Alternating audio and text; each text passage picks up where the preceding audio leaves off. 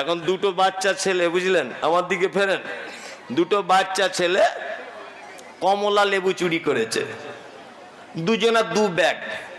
তা একজন আর একজনকে বলছে, রে চুরি নাই করলি দু ব্যাগ, ভাগ করবি কোথায়? তো বলছে এক কাজ কর, ফটিকদের গোয়াল ঘরে চ। বলছে ওরে বাবা, ফটিকের মা খুব সাবধান, ধরা পড়ে যাবি, খুব চালাক।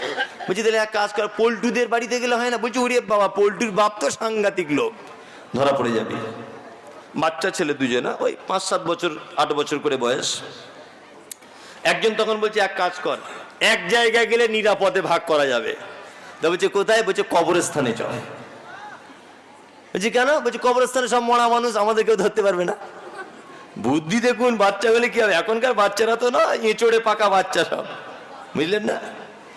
তখন দুজনা কবরস্থানে ঢুকছে, গেটটা খোলার সময়তে দুটো কমলা লেবু দুজনের ব্যাগ থেকে অনেক বেশি করে চুরি করেছে, ফটফট করে দুটো পড়ে গেছে। তা পড়ে যাওয়াটা বাদ দিয়ে বলছে আগে চল এইগুলো ভাগ করি, পড়াটা পরে হবে। দুজনা ভাগ করছে, এটা তোর, এটা আমার, এটা আমার, এটা তোর, এটা তোর, এটা আমার, এটা আমার, এটা তোর, ভাগ চলছে দুজনা। এখন ওই গ্রামে একটা মাতাল ছিল, সে প্রতিদিন মদ টদ খায়, তার বাপ মারা গেছে 4-5 দিন আগে। এখন ওই লোকটা ওই কবরস্থানের সাইড দিক দিয়ে আসছিল। এখন আস্তে আস্তে আস্তে আস্তে দেখছে কি ব্যাপার, কানটা এরকম খাড়া করে, কি ব্যাপার, সারা কবরস্থানে সব মরা মানুষ, কিন্তু বলছে এটা তোর, এটা আমার, এটা আমার, এটা তোর। তাহলে নিশ্চয়ই মরা মানুষ ফেরেশতারা ভাগ করছে, নিশ্চয়ই জান্নাত থেকে গাড়ি এসেছে আর জাহান্নাম থেকে গাড়ি এসেছে, মাল ভাগ চলছে। আমার আব্বা তো টাটকা মারা গেছে।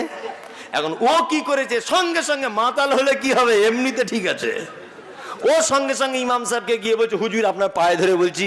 হুজুর দেখছে এই একটা সুযোগে তো মদ খেয়ে আছে। বলছে কি হয়েছে ভাই তোমার? বলছে চলো না, এই কবরস্থানে আমি দেখে এলাম, মাল সব ভাগ চলছে, আমার আব্বাকে একটু দোয়া করে জান্নাতের গাড়িতে তুলে দেবেন, একটু চলুন দয়া করে।